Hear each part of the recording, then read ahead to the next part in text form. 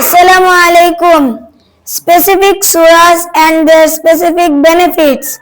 Suratul Falaq protects from evil eye. Suratul Mulk protects from grave.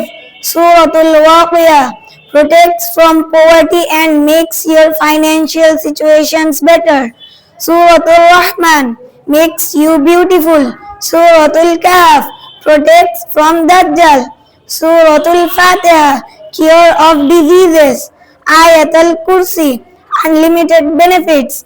And remember to recite it after every first salah. Suratul Nas protects from evil thoughts.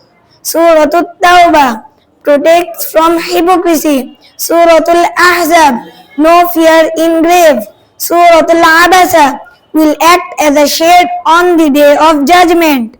Suratul Mutaffifin protection from Jahannam. So don't forget to recite Quran daily. Thank you. Fi amanillah.